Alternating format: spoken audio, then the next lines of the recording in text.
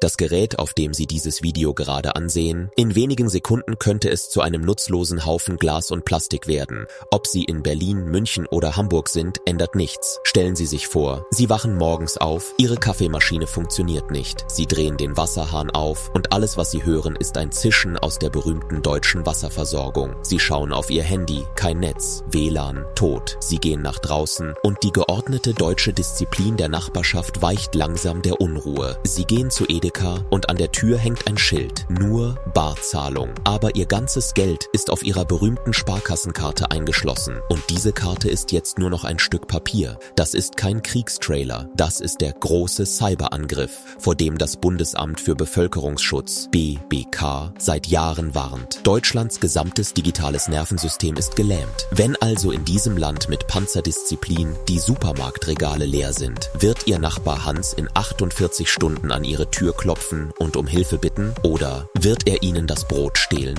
Am Ende dieses Videos wissen Sie Schritt für Schritt, was zu tun ist, wenn Sie an diesem Morgen aufwachen. Doch zunächst müssen wir uns mit dem größten Fehler in Ihrem Geldbeutel befassen. Das deutsche Stromnetz ist so engmaschig vernetzt, dass ein einziger Cyberangriff das gesamte Bundesland in Dunkelheit hüllen könnte. Viele von Ihnen denken jetzt daran, sich einen billigen Benzingenerator von Bauhaus zu kaufen. Vergessen Sie es. In der Stadt mit diesem Lärm zu rufen, hier ist eine Stromquelle, ist Selbstmord. Außerdem kann die Lagerung von mehr als 20 Litern Benzin zu Hause in Deutschland rechtliche Probleme verursachen. Die Lösung liegt in einer Powerstation wie Jackery oder EcoFlow. Mit 2 Balkonkraftwerkmodulen, die Sie auf Ihrem Balkon installieren, können Sie zumindest Ihr Radio und Ihre Taschenlampe aufladen. Wenn Sie einen Tesla oder ID.4 fahren, haben Sie quasi einen riesigen Akku. Aber Vorsicht, wenn Ihr Ladegerät keinen netzunabhängigen Betrieb unterstützt, bleibt der Strom dort gefangen. Ein Erdungsstecker für 15 € kann Ihr Leben retten. Wir in Deutschland sind stolz auf unser trinkbares Leitungswasser, nicht wahr?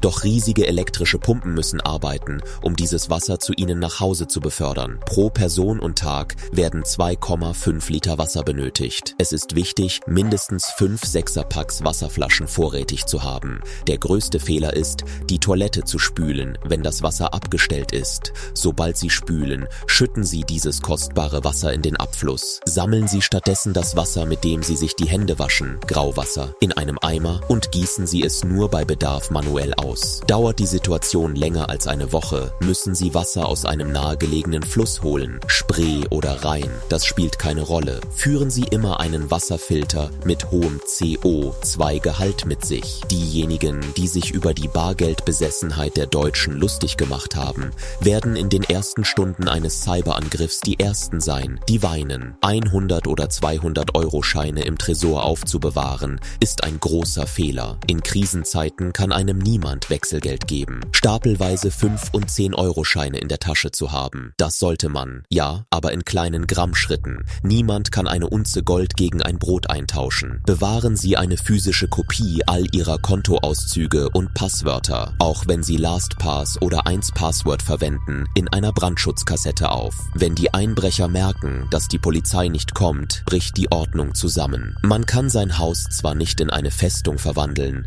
aber man kann es weniger attraktiv machen. Schalten Sie das Licht aus, verdunkeln Sie die Fenster mit Vorhängen. Wenn Ihr Haus hell erleuchtet ist, während es in der Nachbarschaft dunkel ist, laden Sie Einbrecher geradezu ein. Das ist die wichtigste Taktik. Stellen Sie einen billigen, leicht zu öffnenden Safe in Ihr Schlafzimmer. Legen Sie etwas Kleingeld und wertlose Papiere hinein. Verstecken Sie Ihre Wertsachen, Medikamente, Bargeld, Lebensmittel hinter den Fußleisten in der Küche oder unten in den Spielzeugkisten im Kinderzimmer. Wenn der Dieb den Safe findet, wird er sagen, ich war's und verschwinden. Besorgen Sie sich ein Funkgerät mit Funkfernbedienung. Wenn die Telefone stumm geschaltet sind, können Sie mit Ihrer Familie in einem Umkreis von 3 bis 5 Kilometern kommunizieren.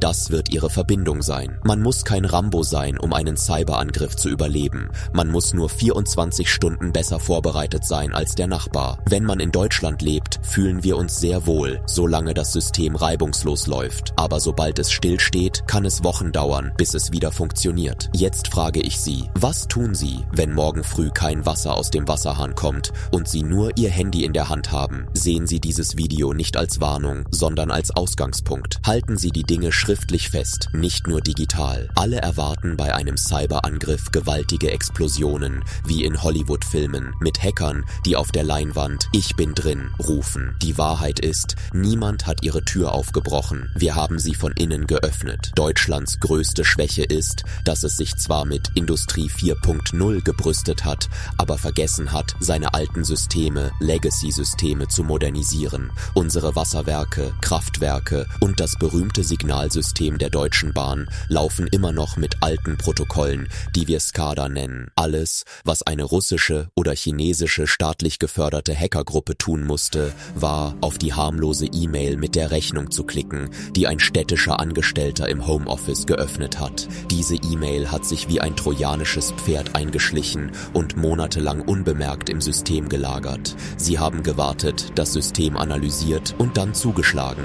Was wir jetzt erleben, ist in Wirklichkeit ein digitaler Hinterhalt, der vor Monaten geplant wurde. Als das Internet ausfiel, haben die meisten von Ihnen wahrscheinlich zuerst versucht, ihr Modem aus- und wieder einzuschalten. Das Problem liegt nicht an Ihrem Kabel, sondern am Backbone-Netz. Was können Sie also in diesem Moment tun? Basisstationen bleiben mit Generatoren 2 bis 4 Stunden lang in Betrieb. Verschwenden Sie diese begrenzte Zeit nicht mit Fragen wie „Was ist los?" auf Instagram. Schicken Sie stattdessen eine SMS an Ihre Familie.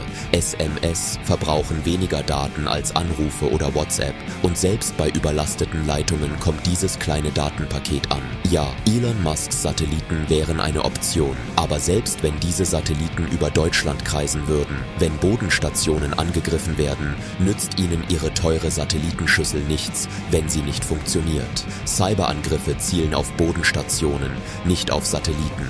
Google Maps oder Apple Maps funktionieren momentan nicht, da sie Kartendaten in Echtzeit abrufen. Wenn Ihr Handy noch etwas Akku hat und das Netz überlastet ist, laden Sie sofort Karten wie Organic Maps oder Osmand herunter. Diese nutzen GPS-Satelliten, kein Internet erforderlich und zeigen Ihnen selbst die engsten Gassen Berlins. Aber was ist mit Ihrem Geld und Ihrer Identität? Banken versichern zwar, Ihre Systeme seien sicher, doch wenn der Angreifer kommt, können Sie nicht auf diese Daten zugreifen. Speichern Sie Ihre wichtigen Dokumente, Reisepass, Grundbuchauszüge, Versicherungsunterlagen, Krankenakte auf einem verschlüsselten USB-Stick. Das allein reicht aber nicht. Sie müssen diesen Stick mit einem alten Laptop öffnen, der niemals mit dem Internet verbunden ist. Eine sogenannte Air-Gap-Lösung. Bei einem Ransomware-Angriff verlieren Sie alle Ihre Backups, sobald Sie den USB-Stick an Ihren Hauptcomputer anschließen. Wenn es in Ihrer Nachbarschaft ein paar sachkundige Menschen gibt,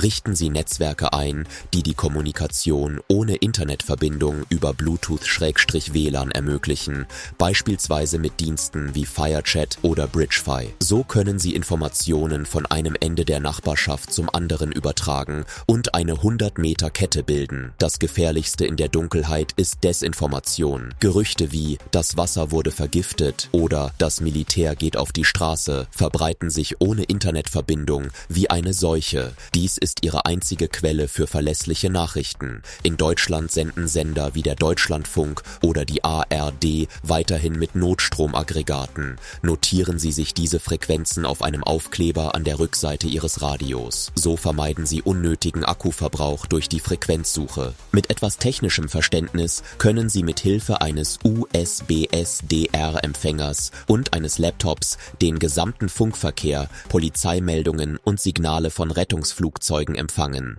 Wissen ist Macht. Zu wissen, was draußen passiert, nimmt die Angst. Der Angriff wird voraussichtlich 10 bis 14 Tage dauern, denn dies ist kein Vernichtungskrieg, sondern ein Unterwerfungskrieg. Wenn die öffentliche Ordnung zusammenbricht, ist der Staat gezwungen, einzugreifen. Die ersten 72 Stunden sind entscheidend. In dieser Zeit geraten alle in Panik und stürmen auf die Straßen, wo es an Tankstellen zu Kämpfen kommt. Sie bleiben zu Hause und warten ruhig mit ihrem vorbereiteten Wasser und Konserven. Allein sind sie ein Ziel, aber sie bilden einen Sicherheitskreis mit 3 bis 4 vertrauten Nachbarn. Die Krankenhäuser werden nicht funktionieren. Eine einfache Infektion kann tödlicher sein als ein Cyberangriff. Stellen Sie sicher, dass Sie Breitbandantibiotika und ausreichend Desinfektionsmittel dabei haben. Wir wurden von einer unsichtbaren Kugel getroffen. Wir hörten weder eine Explosion noch sahen wir Rauch. Doch unser Leben stand still. Was ich beschreibe, ist keine Verschwörungstheorie, sondern Risikomanagement. Auch die Bundesregierung druckt nicht umsonst Broschüren zur Katastrophenvorsorge. Bereiten Sie sich vor, solange Sie sich dieses Video noch heute ansehen können. Denn wenn der Bildschirm schwarz wird, wird kein Beauftragter mehr da sein, der Ihnen sagt, was zu tun ist. Was tun wir also als nächstes? Was, wenn der Cyberangriff in physische Sabotage umschlägt, wie das Öffnen von Staudämmen oder das Durchtrennen von Gasleitungen? Wie entkommt man dann der Stadt? Haben Sie einen Fluchtplan parat? Im nächsten Video sprechen wir über die sichersten Fluchtwege in Deutschland und wie man einen Fluchtrucksack packt. Es ist der 3. Tag des Cyberangriffs. Die meisten Menschen warten noch ab und denken, die Regierung wird schon etwas unternehmen. Morgen ist der Strom wieder da. In der Psychologie nennen wir das Normalitätsbias. Das menschliche Gehirn weigert sich, das Ausmaß der Katastrophe zu begreifen, aber sie müssen anders handeln. Am 3. Tag ist das bekannte deutsche Logistiknetzwerk DHL, Hermes, Supermarktketten komplett zusammengebrochen. Das Just-in-Time-Liefersystem ist zusammengebrochen. Die Supermarktregale sind nicht nur leer, sondern sogar geplündert. Die Fassade der Zivilisation in der Stadt beginnt zu bröckeln. Jetzt müssen Sie entscheiden, bleiben oder gehen. Wenn du in einer Wohnung mitten in Berlin bist, bist du nicht mehr in einem Schutzraum, sondern in einem Käfig.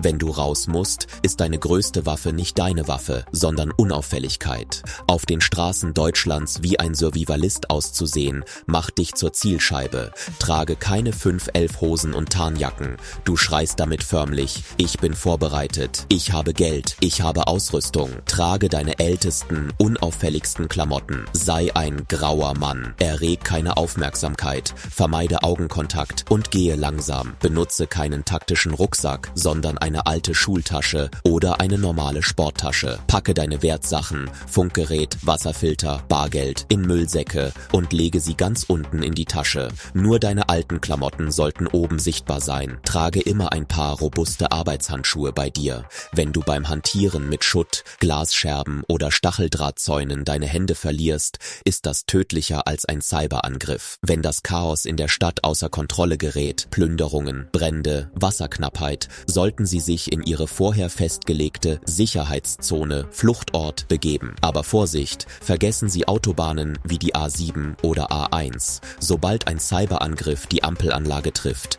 verwandeln sich diese Straßen in den größten Parkplatz der Welt. Wenn Sie dort mit Ihrem Auto festsitzen, werden Sie zur leichten Beute für Plünderer. Navigation funktioniert nicht. Nicht vergessen, Sie sollten vorher Landstraßen und Waldwege auf Ihrer Papierkarte markiert haben. Bei Verkehrsstau ist Ihr 50.000 € teurer BMW praktisch Schrott. Ein Fahrrad, insbesondere ein Lastenrad, ist Ihr schnellstes Fluchtmittel auf verstopften Straßen und Waldwegen. Es ist leise, benötigt keinen Kraftstoff und kann Sie bis zu 100 Kilometer weit bringen. Diejenigen, die Cyberangriffe durchführen, müssen nur die Systeme lahmlegen. Sie werden sie nicht lahmlegen. Sie werden Ihre geistige Orientierung trüben. Bei sehr schwachem Netzempfang sollten Sie keine Nachrichten in Telegram- oder WhatsApp-Gruppen glauben, wie etwa, das Militär beschießt die Stadt oder Anthrax wurde dem Wasser beigemischt. Diese werden von Bots verbreitet, um Panik zu schüren. Wenn Ihr Radio funktioniert und Sie außerhalb offizieller Kanäle wie Number Station ein ungewöhnliches, regelmäßiges Signal empfangen, könnte es sich um eine Koordination der Angreifer handeln. Handeln Sie erst,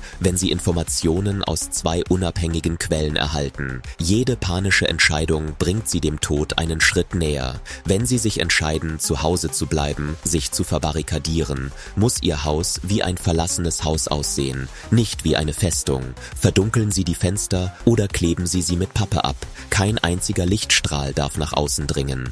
Eine einzelne brennende Kerze in einer dunklen Straße bedeutet, jemand ist hier. Achten Sie beim Erhitzen Ihrer Konserven auf den Geruch. Der Geruch eines Fleischgerichts, das in einem Gebäude voller hungriger Menschen köchelt, ist noch 3 Stockwerke tiefer wahrnehmbar. Verwenden Sie statt Gasherden lieber geruchlose Spirituskocher oder kalte Lebensmittel. Verschließen Sie nicht nur die Tür, sondern errichten Sie physische Barrieren. Achten Sie aber darauf, dass es von außen nicht verbarrikadiert aussieht. Der Feind soll denken, dass sich nichts im Inneren befindet, nicht, dass es schwer zugänglich ist. Warum wurde dieser Angriff verübt? Nur um den Strom abzuschalten? Nein, das Ziel war, das Vertrauen der Bevölkerung in den Staat zu zerstören und die Illusion des modernen Deutschlands zu vernichten. Wenn das System zusammenbricht, bleiben Ihnen nur noch Sie und Ihre Vorbereitung. In der nächsten Folge sprechen wir über das wirklich Schreckliche, die Wasser- und Lebensmittelkriege. Wie funktioniert eine Tauschwirtschaft, wenn die Vorräte knapp werden? Was bekommt man im Tausch gegen eine Konservendose? Oder, noch wichtiger, wie verhindert man,